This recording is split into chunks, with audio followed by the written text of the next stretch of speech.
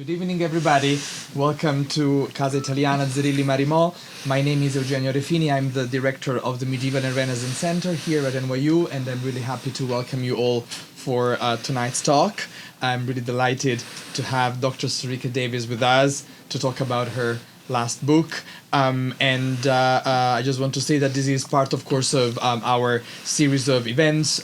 Dr. Davies earlier today met with some of our grad students for a skill session about how to write for broader audiences. And tonight we will hear more specifically about her most recent work in this particular area of sort of bridging across scholarship and the so-called broader audience, whatever that means, and we will get a sense of that. I just would like to introduce briefly our guest. Dr. Surekha Davies is a British author, speaker, and historian of science, art, and ideas.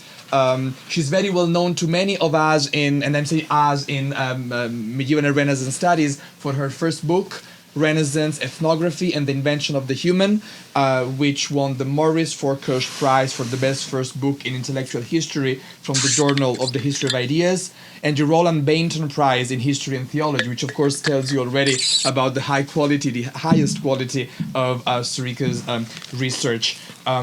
She has written essays and reviews about the histories of biology, anthropology, and monsters in the Times Literary Supplement, Nature, Science, and Aeon.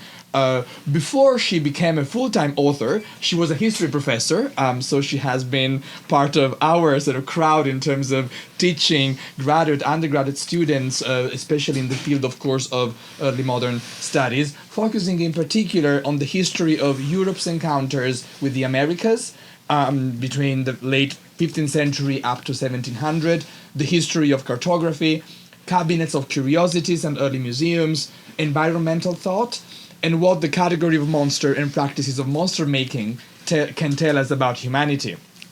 As a public intellectual, she connects stories that run from antiquity to the present about monsters, science, technology, and society. And her book, her latest book, Humans and Monstrous History, you can see a copy of the book here, and I think some flyers will circulate shortly. Hot off the press with the University of California Press is a wonderful example of all the intersections which Surekha has been exploring with her work as a scholar, and now as an author who really tries to reach out to people and readers outside the academic bubble, which is of course a very important mission to commit to. So without further ado, I would like to welcome Dr. Surekha Davies. Let's give her a round of applause.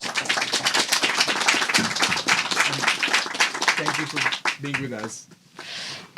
Thank you so much, Eugenio, for the introduction. And there are indeed, fabulous postcards which perhaps might start circulating while I speak. Maybe send some the other direction.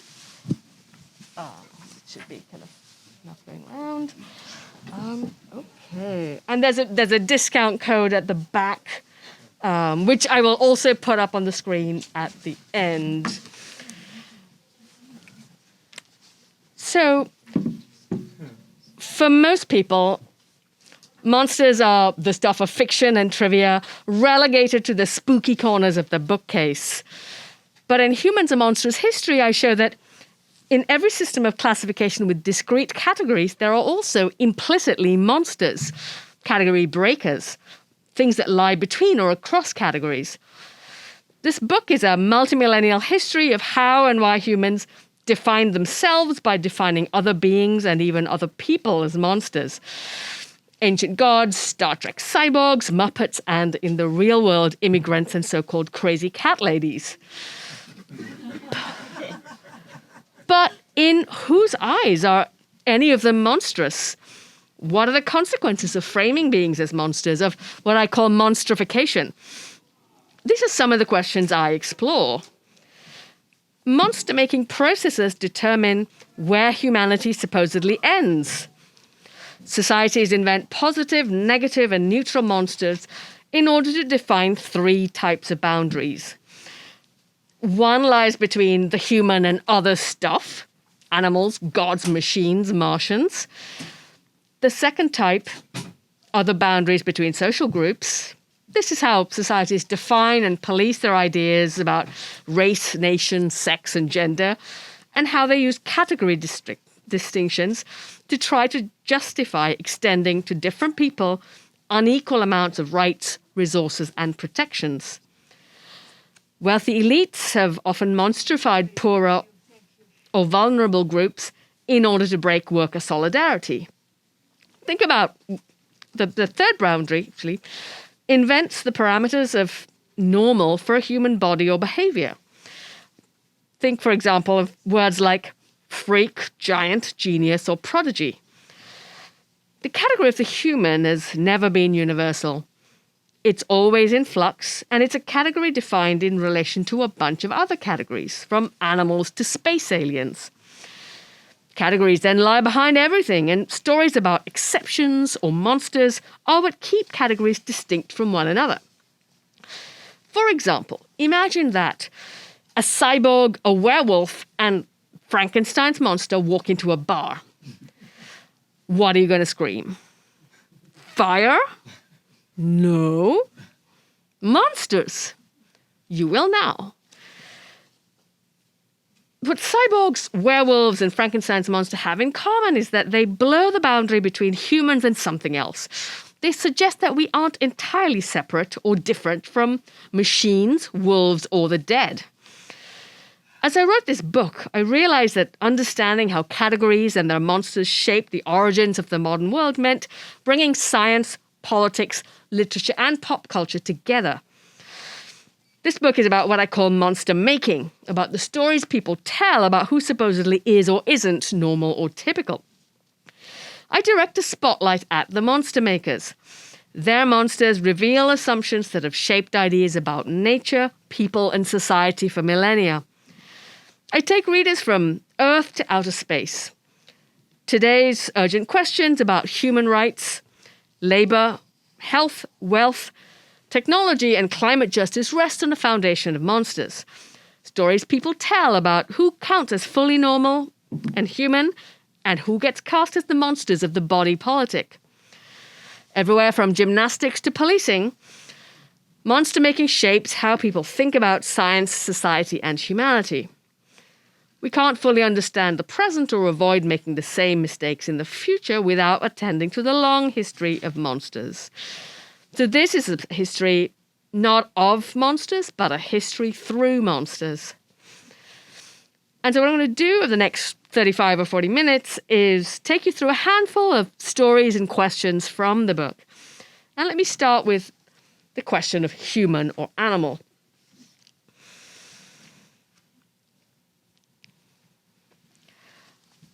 She peers out, I'll go all de-atmospheric. And there is another seat here. There are a couple of chairs if anyone wants to move around.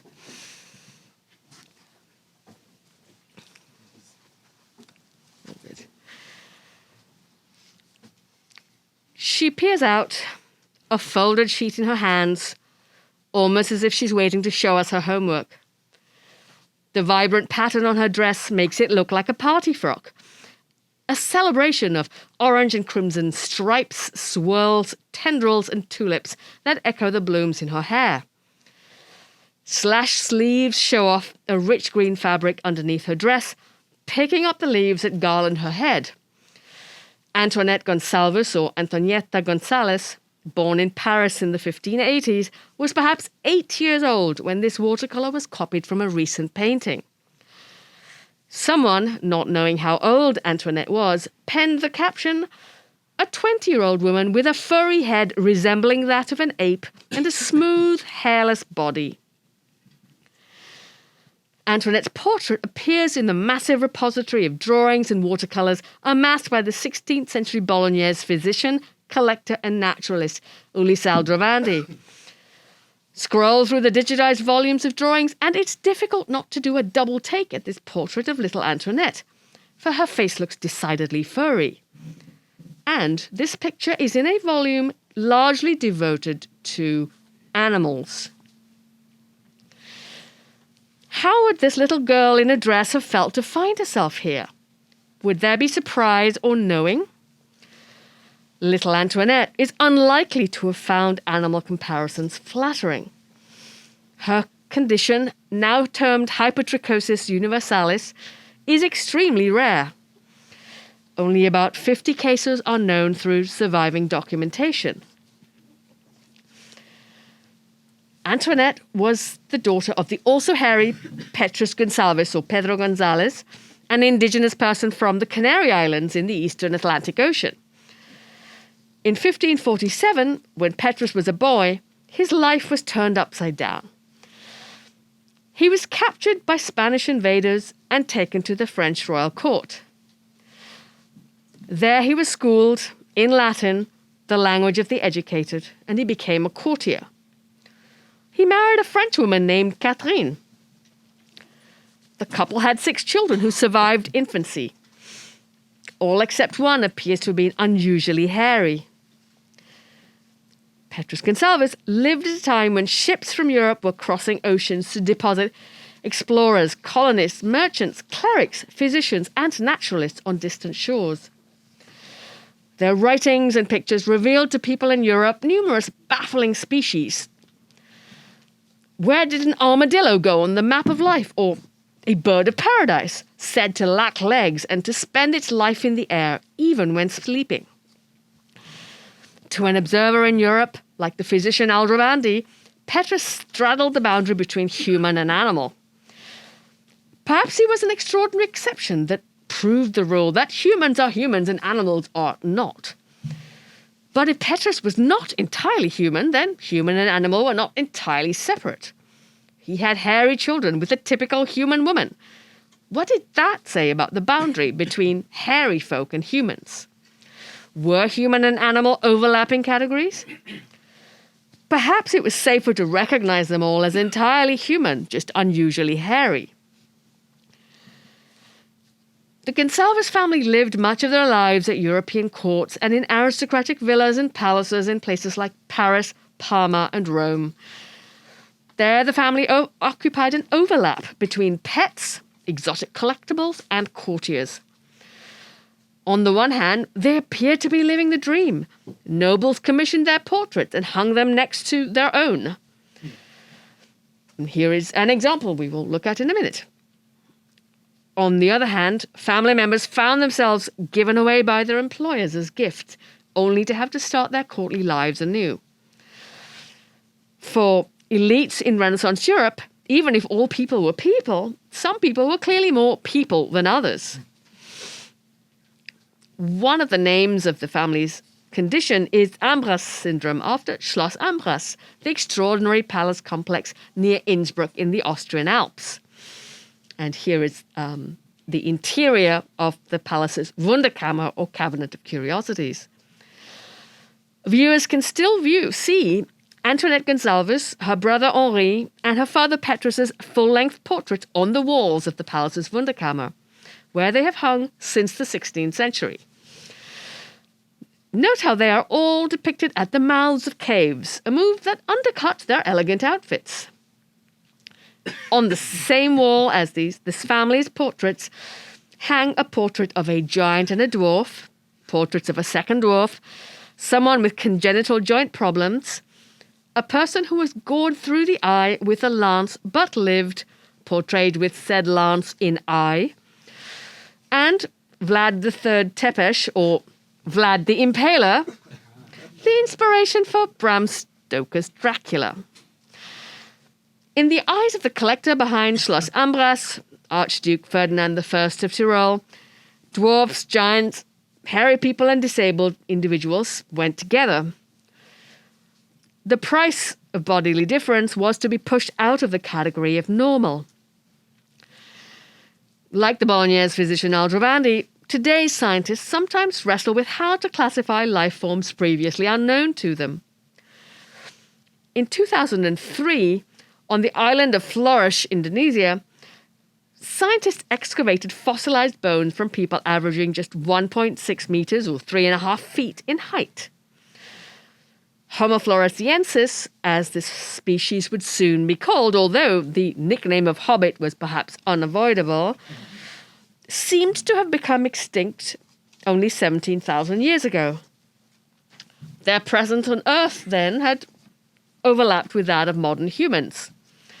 So were the flourish fossils those of a late surviving near relative of people living today, or the remains of another species of great ape, or merely the bones of a few diseased individuals? Within a few years, the growing consensus that Homo floresiensis was a hominin, a near relative of today's humans, led scientists to revise the genealogy of Homo sapiens. Such debates are common in paleoanthropology. While scientists know what a human is in geographical space, they are far less sure what a human is across geological time. Let's kind of zoom out from animals to ecology for a minute. Thinkers in ancient Greece and Rome interpreted one-off atypical births as a message or punishment from the gods, or as a joke or accident of nature.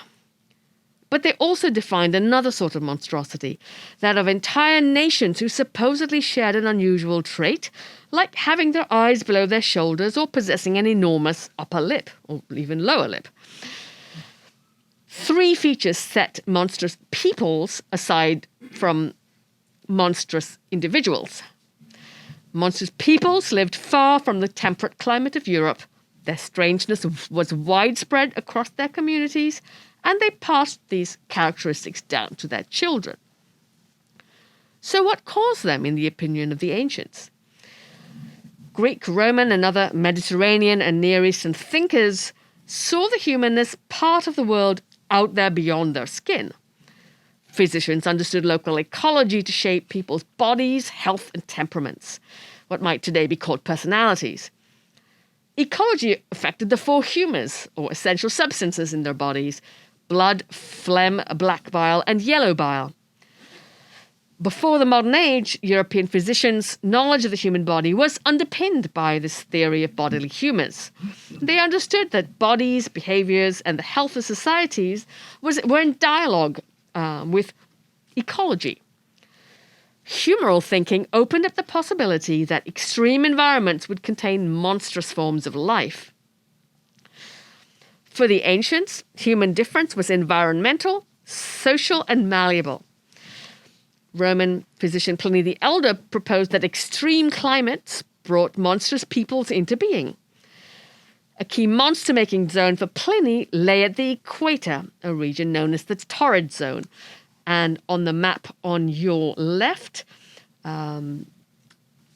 south is at the top, and you'll see the Mediterranean in the center. The map on your right, north is at the top.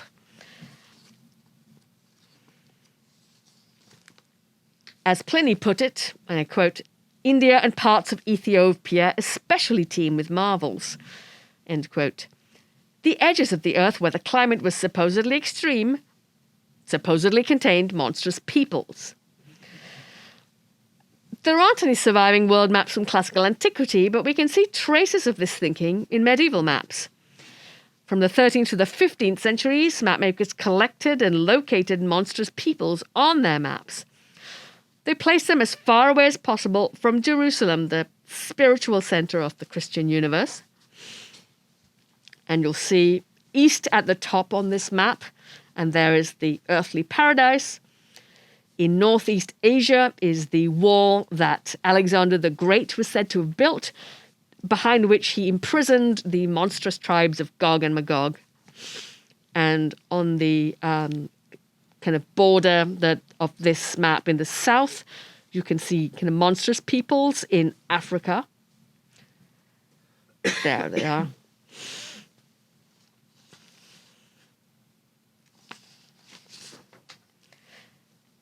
On this outer rim, you can see Plinian peoples, troglodytes who lived in caves, anthropophagi who ate human flesh, blemmies who had no heads but had faces in their chests, people with dogs' heads, and a skiapod, a person with a giant foot raised above their,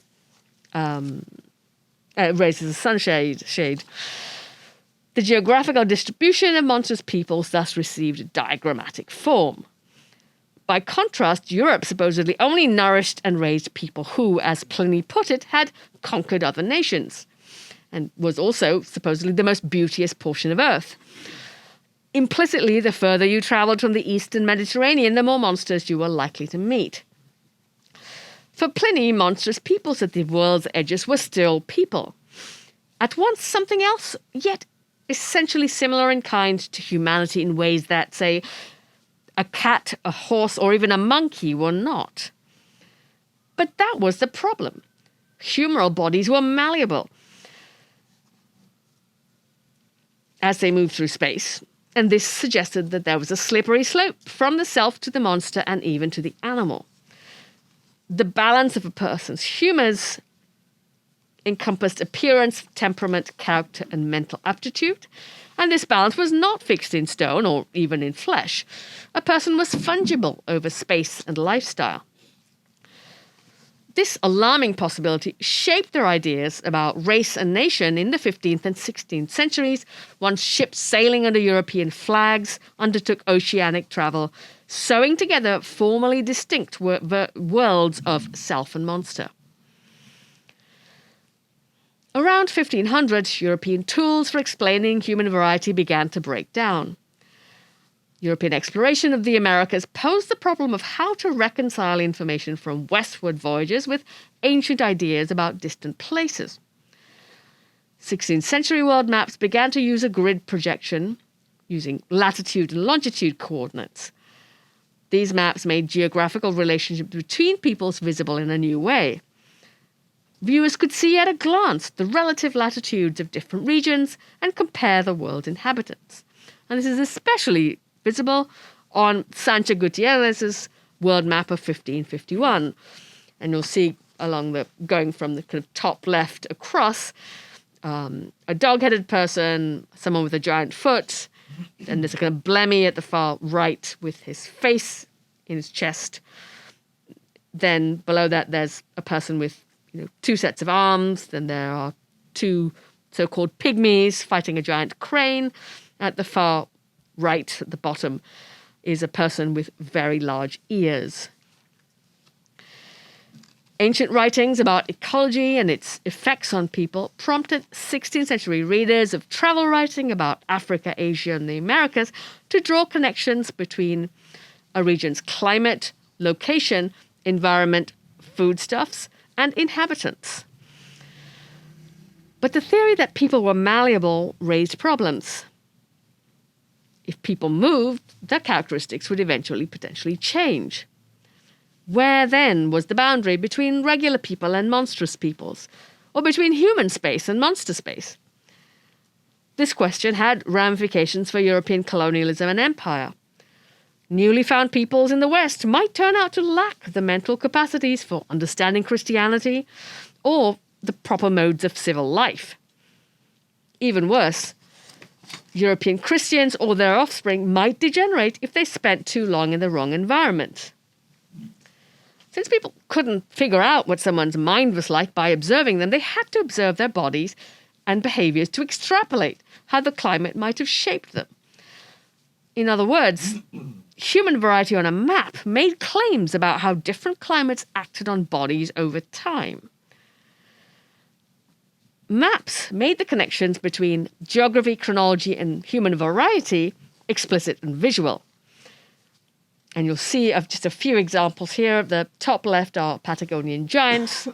The top right are Brazilian cannibals. The bottom left is a person with their face in their chest and an Amazon in Guyana. At the bottom right is a map of Cuzco, and it includes inhabitants of Mexico and Peru. And this was the subject of my first book, Renaissance Ethnography and the Invention of the Human, New Worlds, Maps and Monsters. Let me move on to say a few things about this hybrid concept, race nations, and take you back to the 11th century, a couple of generations after the Norman conquest of southern Britain. The historian Gerald of Wales had this to say about the English, and I quote, "The English people are the most worthless of all people under heaven. In their own land, the English are slaves of the Normans, the most abject slaves. In our own land, the Welsh English borderlands, there are none but Englishmen in the jobs of ploughman, shepherd, cobbler, skinner, artisan, and cleaner of sewers. End quote. Gerald was descended from Norman conquerors and Welsh nobility. He cast the English as fundamentally inferior, albeit essential workers. They worked with unpleasant substances, from mud to excrement. Few people today associate race with medieval Britain, yet Gerald essentialized and dehumanized the English in ways that parallel how people define and weaponize race today. Gerald's writing shows ideas about human hierarchy intersecting with ideas of nations and national identity. It also reveals how race was not exclusively or necessarily about physical appearance. The English, the Normans, and the Welsh did not vary in skin colour or hair colour to the extent that they would have varied from people living in, say, East Asia or Southern Africa at the same time. But Gerald defined the English as fundamentally difficult and inferior using another characteristic: their jobs. Then and as now, race was about more than skin and hair. Categories like this are stories that shape laws, institutions, and customs. In the era of Atlantic slavery, for example, European states wrote legal codes called black codes. These laws defined enslaved Africans as property. By writing them, lawmakers invented a very particular kind of distinction between African-descended people they had enslaved and poor white indentured workers. And this was a distinction that broke the labor solidarity between white servants and enslaved Africans. Laws like the 1661 Slave and Servant Acts of Barbados invented as legal categories enslaved black Africans and white Christian servants with different rights under law. Some black codes penalized interracial relationships. These laws defined the children of an enslaved woman as enslaved, even if their father was a free white enslaver. Such laws attempted to invent and maintain a boundary between white and black, free and enslaved, person and property, by disappearing mixed heritage children into the category of the African-descended and enslaved. The legacies of Atlantic monster-making persist in systemic racism today in the US and in other parts of the Atlantic world. An example of race-based monster-making appears in the title of the South African comedian Trevor Noah's autobiography, Born a Slave. Sorry, Born a Crime. Look at your paper. During the era of apartheid, mixed-race relationships were illegal in South Africa. Noah, the child of such a relationship, spent his early childhood hidden at home. Defining people as illegal effectively defines them as monsters of the body politic, as something beyond regular categories and a threat to be suppressed. The legal regime of apartheid invented monsters of invisibility, people defined in law as non-persons, a process that made them legally excludable from society. Such laws show how ideas about race and nation can operate in the same way. They both fix ideas of innate differences into a system of hierarchy that attempts to justify unequal rights and protections. And they both do this by inventing monsters to reframe as separate categories things that existed on a continuum. Let me think a bit about monstrous women. In 1558, the Scottish Protestant and exiled firebrand preacher John Knox published the first blast of the trumpet against the monstrous regiment of women. A sulphurous hit piece aimed at Mary I of England, who had just become the reigning queen, not simply a king's wife. This anonymous pamphlet framed the idea of a woman monarch who ruled as, I quote, abominable.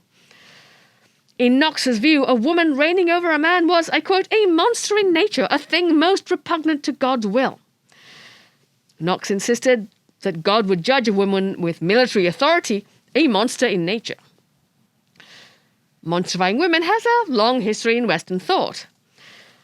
The 4th century CE Greek biologist Aristotle pronounced that offspring that did not resemble their parents, especially their father, were errors of sorts, monsters. Women fell into the monster category for not having been born as men. Indeed, they were monstrous and potential monster incubators. Ask me more in the Q&A if you want to hear more. Knox drew on Aristotle and on early Christian thinkers to argue that, to God, a woman who didn't stay in her traditional queen consort lane of producing male heirs, but who chose instead to reign as monarch was, I quote, a monster of monsters.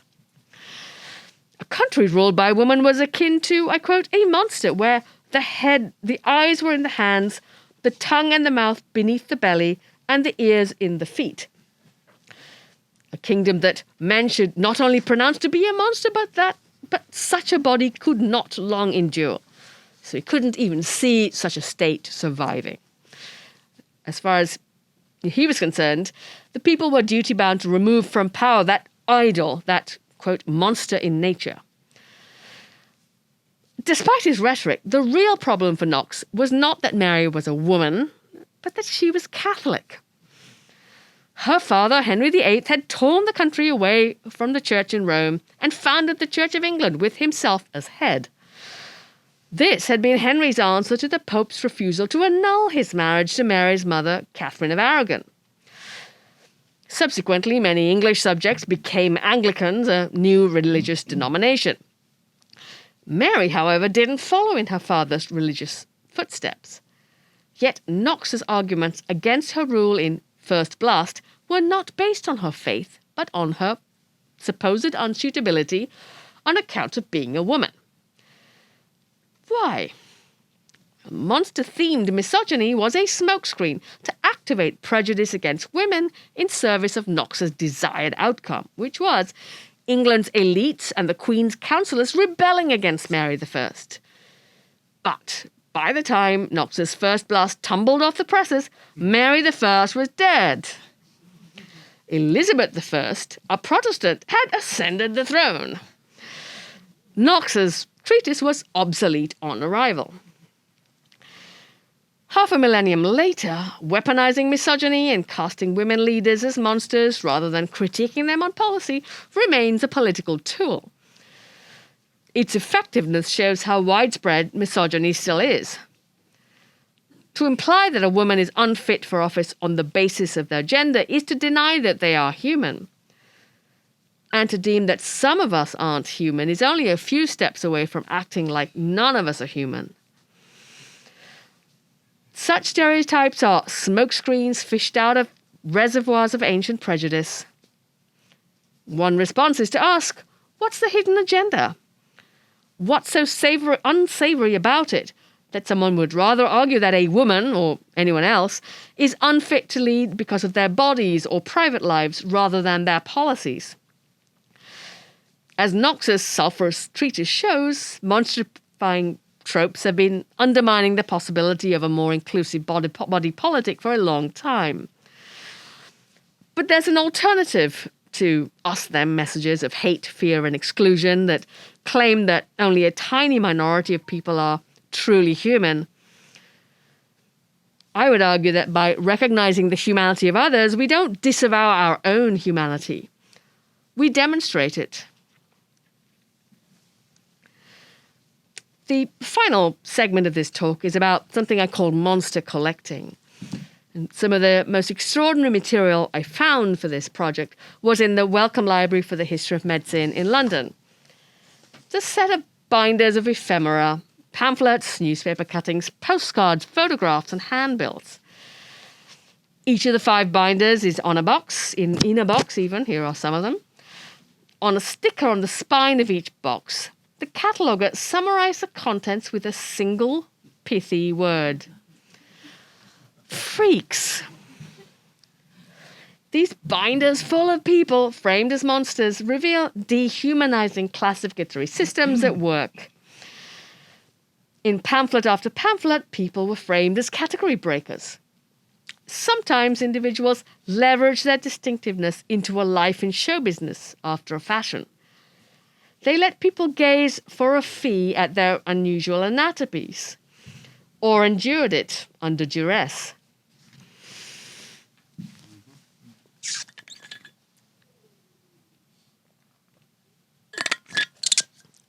And this is what one of them looks like open. Leafing through the binders, I was struck by the familiar London street names and iconic venues at which events once called freak shows had taken place for decades, even centuries. There was Egyptian Hall in Piccadilly, the site of misadventures in Edith Nesbit's early 20th century children's books, which I recommend to everyone, especially adults. Another locale was 94 Pall Mall, an address that evokes the Monopoly board game. In 1829 and again in 1869, Chang and Eng Bunker, the original Siamese twins joined at the hip, appeared there. Sarah Bartman, a woman from southern Africa, was put on display at 225 Piccadilly near Leicester Square, where street performers still draw crowds. Fairs in Europe had long traditions of performances by individuals with atypical bodies or purportedly hailing from distant places, who posed or went about their daily activities in front of audiences. One such fair was Bartholomew Fair in East London. First chartered in 1133, it ran amazingly until 1855. This 3-day summer fair attracted all manner of marvellous and bizarre exhibits. So who went to these things? So an array of performers appears in this 17th century monster compendium, assembled by a certain James Paris du Plessis, manservant to the diarist Samuel Pepys.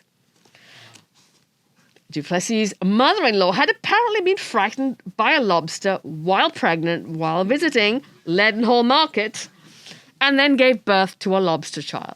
And monsters seem to have plagued Du Plessis' family. And here are just a few images from the manuscript. 4 days before I requested images from the British Library, they had the cyber attack. Hence, most of these are in microfilm form. The performers included an African from Guinea who had been kidnapped at the age of 8 and taken to Virginia. He's in the center of the lower row. So in Virginia, he escaped the ship that was transporting him when it arrived at the coast. A certain Colonel Taylor was said to have entertained him and taken him in, but then he was eventually sold in London and showed publicly at the age of 10 in 1690 when Du Plessis saw him. And he saw him again in 1725. That's a lot of years. The boy's show-worthy characteristic appears to have been vitiligo. His body, according to the writer, was, quote, of a jet black intermixed with a clear and beautiful white, spotted all over. The compendium includes, quote, a wild and hairy Irishman.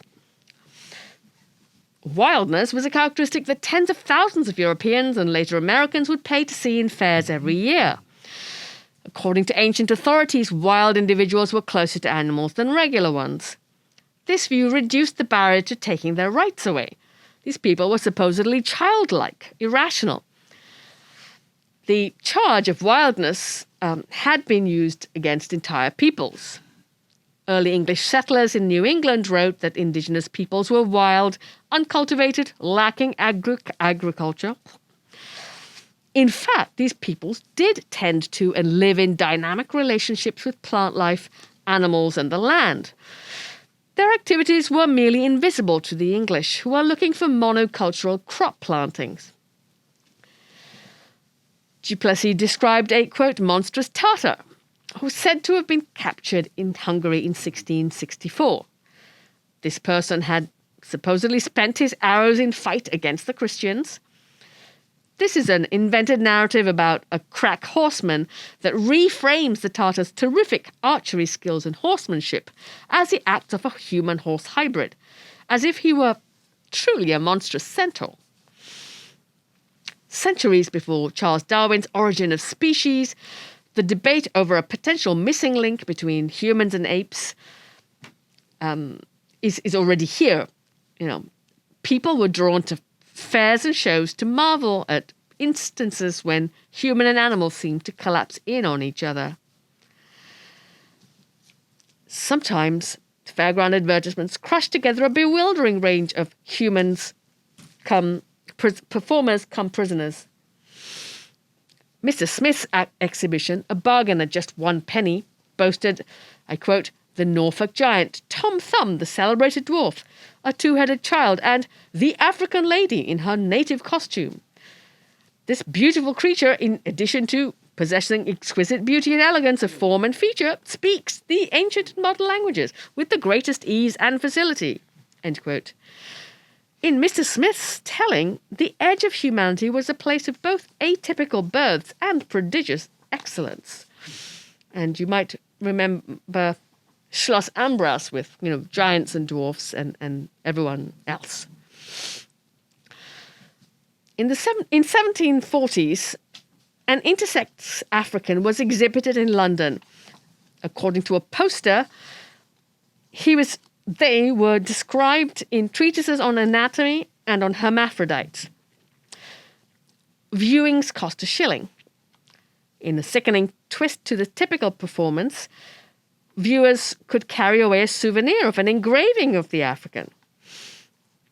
An account from 1715 of a young woman said to be a, quote, hermaphrodite observed that the quilter to whom she was apprenticed showed her for money.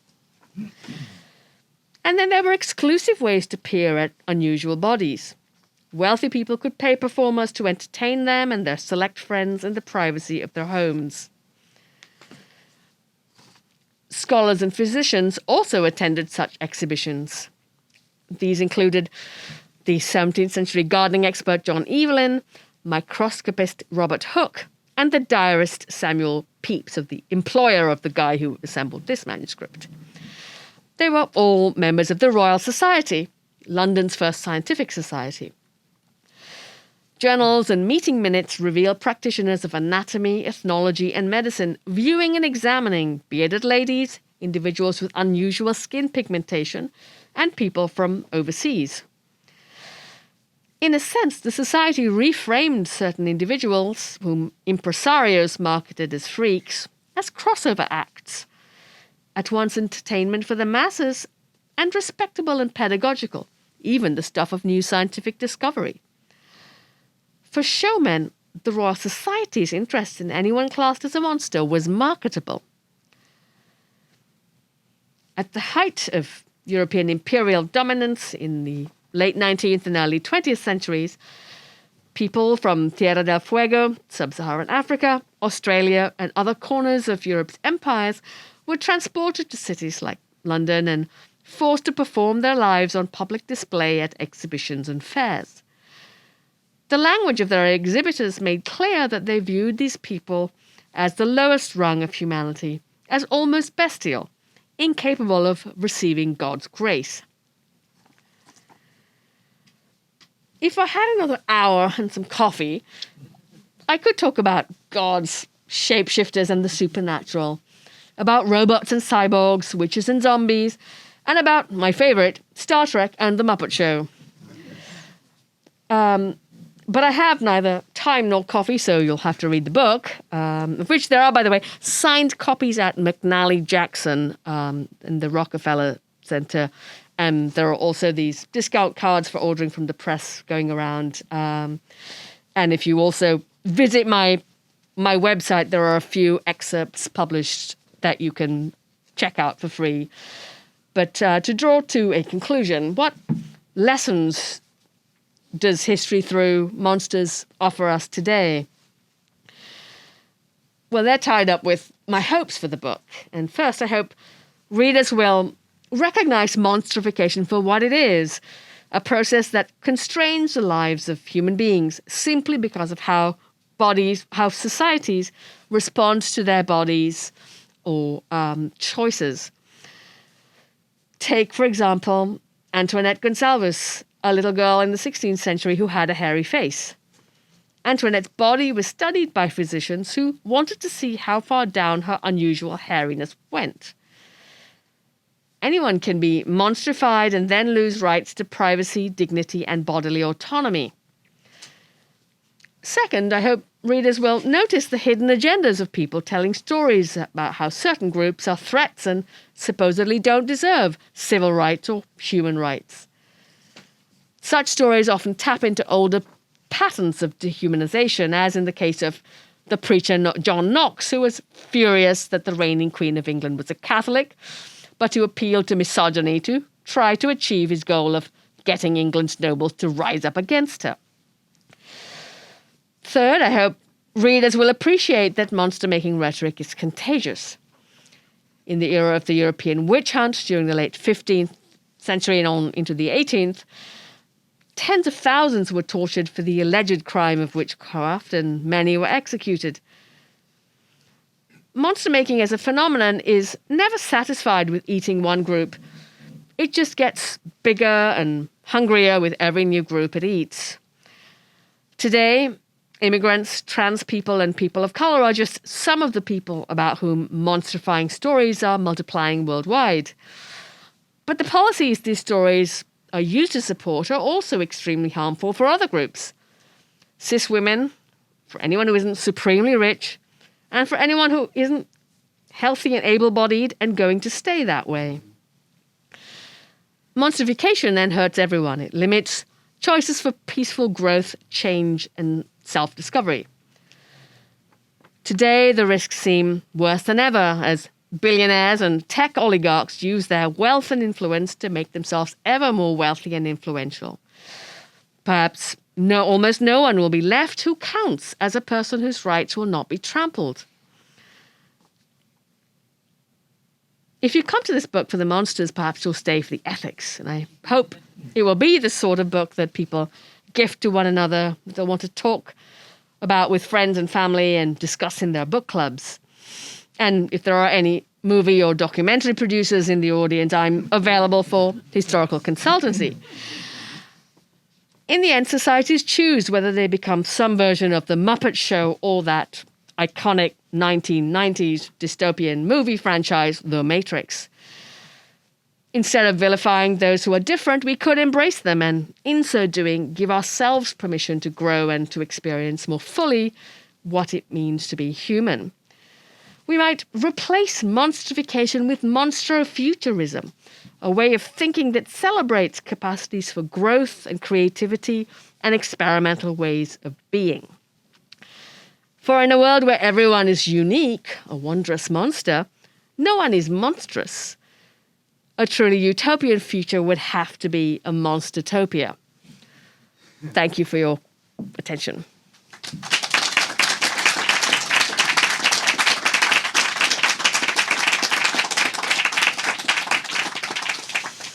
Thank you very much. Thank you very much, Surekha. I will just move this because we are recording. So in case we have, I'm sure we will have questions, but I will ask people to, if possible, speak close to the mic, and we will move it around so that we can keep track of the conversation. Thank you so much for this beautiful talk, and you really gave us a very good sense of what the book is about and the monstrous materials it covers. And I have just kind of two very brief comments, and then we will open it up to questions from the audience. But I think what you were highlighting here, especially the notion of, the way in which you work with the notion of monstrification, is extremely interesting, and it shows how very political this kind of research and this kind of argument which you are making is. And this idea of a continuum through which what is human and what is non-human, hence perhaps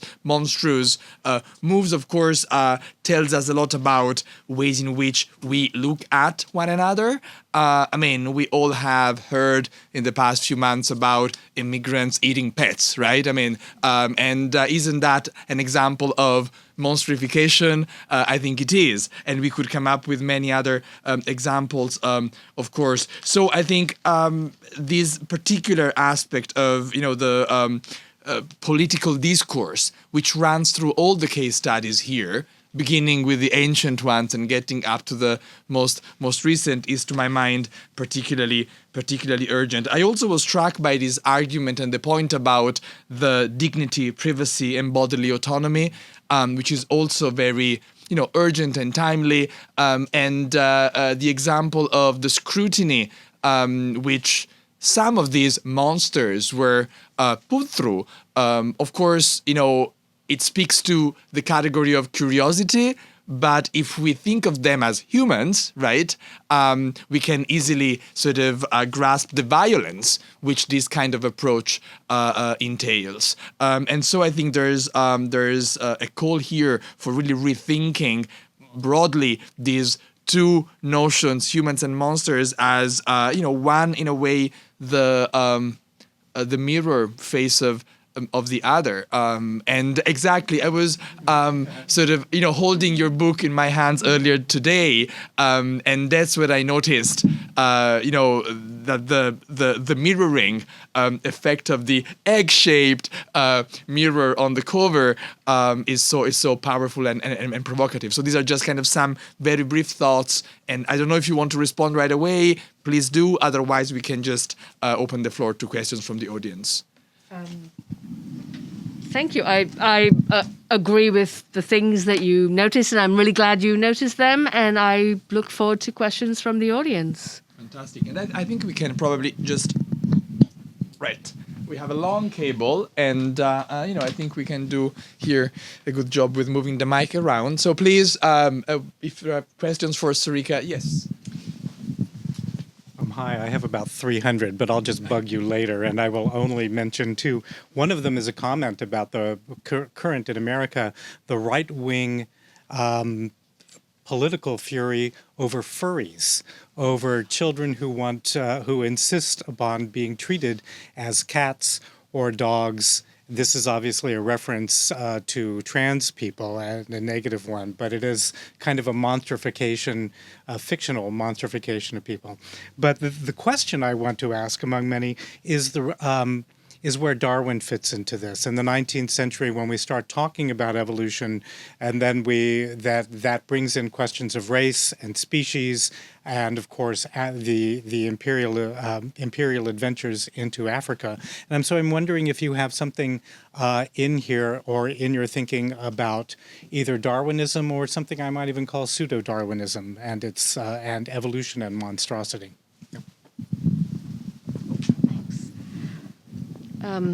I say a little bit about Darwin in the book, perhaps not what people might expect. So the kind of idea of random mutations springing up, in populations, and then at times of times of climatic shifts or lack of food, certain mutations becoming advantageous, and everyone who doesn't have it, gradually dying out. What is that but evolution by monstrification? And I don't mean that as a monstrification as a label, but an actual thing that happens in nature whereby individual kind of animals are actually a little bit different. And, the word kind of monster doesn't have to mean anything. It doesn't have to be negative. It doesn't have to be an action. It's a taxonomic category. And in the book as a whole, there are lots of, taxonomic monsters, and not just the social ones I talked about today. But Darwin talks about the kind of evolution of species happening through these kind of singularities that then shift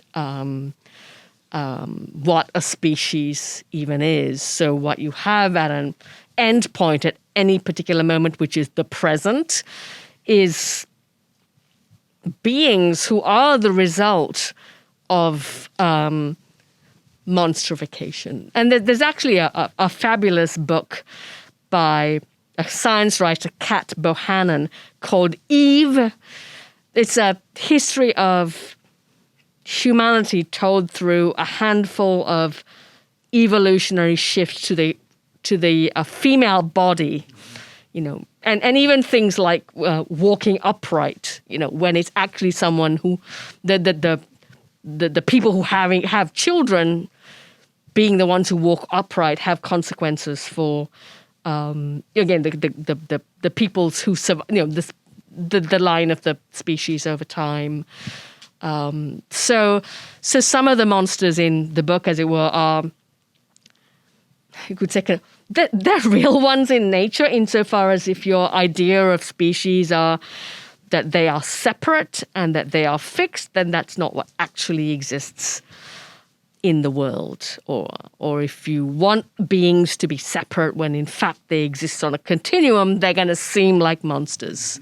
But what they just are is, beings that exist on a continuum. Thank you. Yes, the cable should be fairly long, but otherwise, if you sort of project as loud as possible, it should capture anyway. So. Hi. First of all, thank you for writing this book. I found the premise of the book really fascinating, the idea of monstrification, and your sort of steady ethical hand throughout the book is really wonderful. I have a question about process. You have a lot of very powerful images in the book, and they seem to drive the narrative.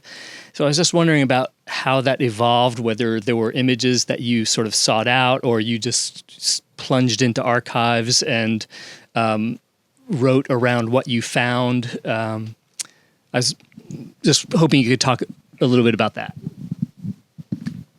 Great. Thanks. Sure. I love talking about process, and in fact, in my newsletter, I often talk about like peculiar processual things.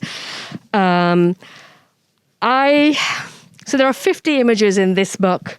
There were 60 images in my previous book.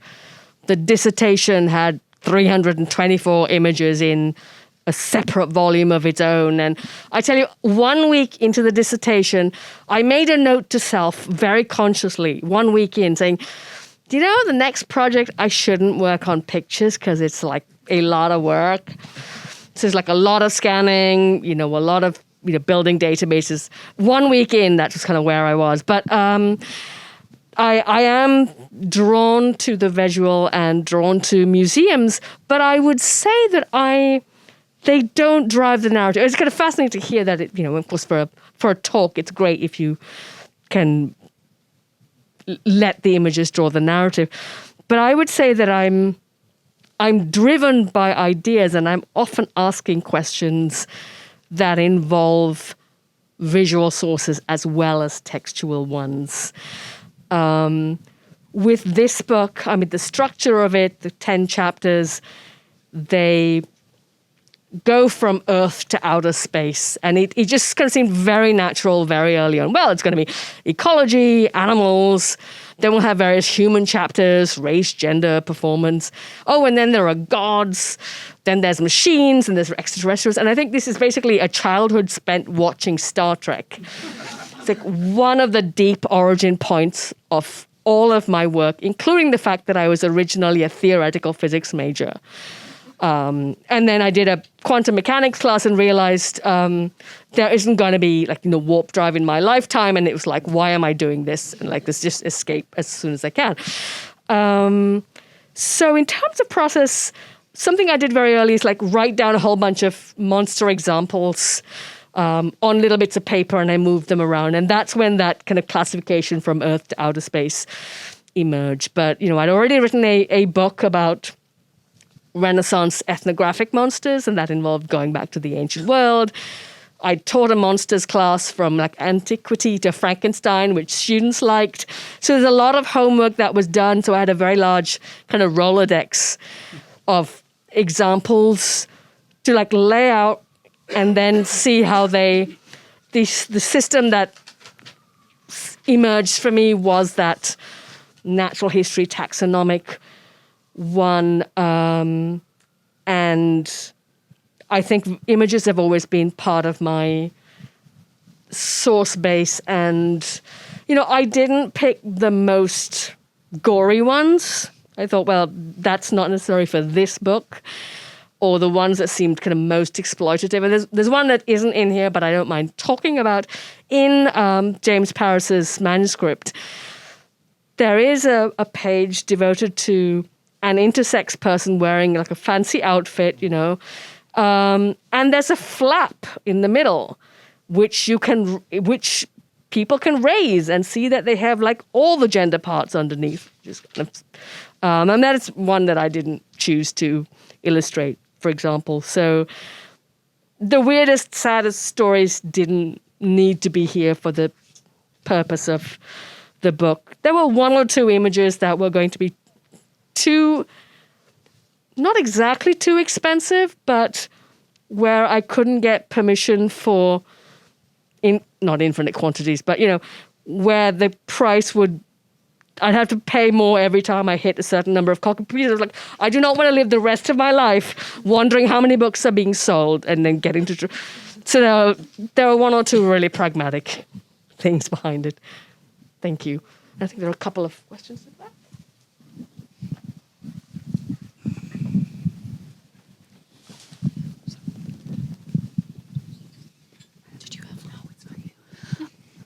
So I don't know if this is something you would have encountered, but I know that like a lot of your research, or just monsters in general, the history of monsters, tends to focus on this like subversion of your natural place in the body politic.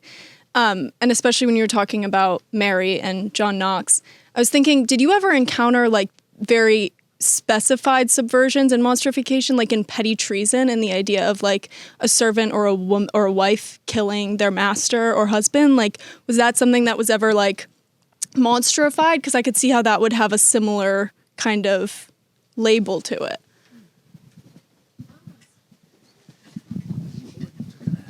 Oh, thank you. I think so. Short answer is I didn't look at that kind of source material, so I don't know if the language of monstrosity was especially invoked. What I was, how I'm defining monster here is not simply horrible or different, but as kind of entities who are being pushed out of quote unquote regular categories. So like a converso, someone in, late 15th, 16th century Spain who had been, say, converso Marano, either of Muslim descent or of Jewish descent, but had supposedly converted, was suspect because, people decided to not be sure whether they'd truly converted. So the problem was not that they were Muslim or Jewish, because they officially weren't, but because they had supposedly converted. And so they were blurring that boundary between Christian and Jew and Muslim. So people subverting the body politic. I think it's kind of Zeb Tortorici in the, whichever department is in history, no, Spanish. He has done work on things like Inquisition trials in the New World, in the Spanish world, where animals were tried for things like murder. So, I mean, I would be curious about the kind of whether the word kind of monster is ever invoked there to mean you were stepping outside of your species. But it might be a dissertation topic for someone to look at treason more generally, because Knox's example is one, for example. Thank you. Thank you, Carl.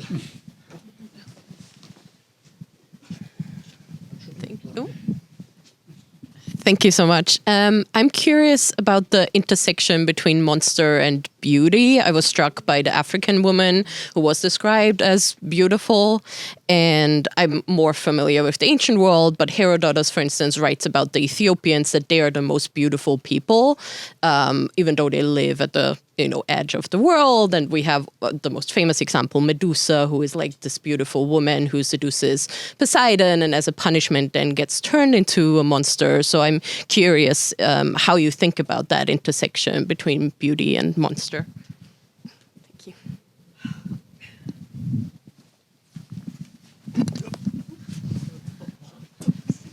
I'll try not to fall. Thanks so much. Oh, I like that. More things for me to write about.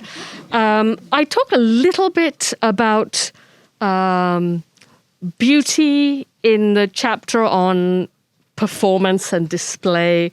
I talk a little bit about ballet and sport and kind of expectations of what normal performances are like. You know, what's tennis supposed to look like? Roger Federer or Rafa Nadal? And this is kind of language of what is regular is kind of defined through art and sport, which are ways in which, you know, people are often kind of expanding and breaking the category of the human through excellence. And often we want to be like that. So we're seeing records broken at the Olympics, and it's kind of inspiring. And maybe that's maybe something that could be carried into places where societies often don't. As for beauty, I just say a couple of things in it, including my favorite bit in the whole book, which I think my best writing is when I write about Stravinsky's Rite of Spring. I was a serious pianist as a child, so just it is like slightly more than just my opinion, just slightly. And the way in which the dancers moved and their hairdos, they weren't the elegant, you know, ballet buns, the heavy clothing. None of these things, you know, conform to what ballet looked like. And even worse, it made kind of Europeans not so separate from the strangeness of you know, Asia for those viewers in Paris. So when something lacks beauty, that can be quite traumatizing. And I talk a bit about gymnastics as well, and that how, you know, beauty and race are kind of often in dialogue in the way, say, the Williams sisters in tennis or Simone Biles is portrayed in the press. There was, I think it was the Houston Chronicle, ran a story about her. It actually used the word monstrous, and I now forget the quote. Her savage excellence or monstrous, beastly excellence, or is in the book, and I can't bring it up. But that is another dissertation topic for someone. Thanks.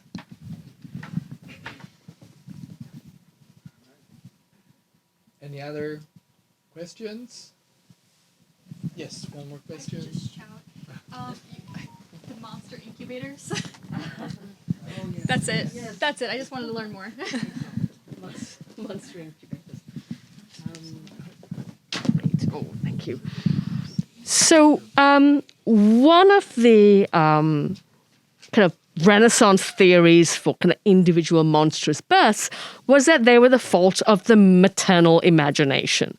So mothers had these imaginations that were so powerful that the fetus would change shape. And so, you know, if, you know, a pregnant woman saw a terrifying sight, that emotion could shape a child. If she was daydreaming about someone else, you know, while sleeping with her husband, then that person could end up shaping what the child looked like. Or heaven help you if you had like a picture of a monkey up in the bedroom. The monkey birth. The images. Oh, right. So, I mean, but of course, you know, before genetic testing, you know, paternity couldn't be proved. And yet so much kind of power was resided in, you know, the story of, you know, whose child someone was.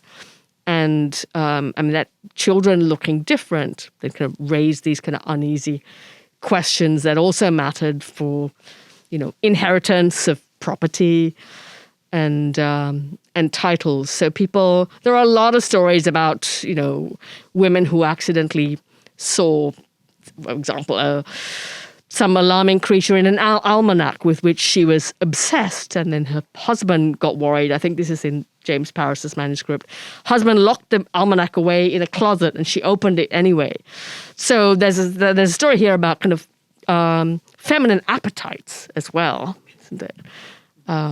But one of those causes, supposedly, of monstrous individuals. Right. Well, on this note, I think we should thank Surekha Davies again. Thank you very much.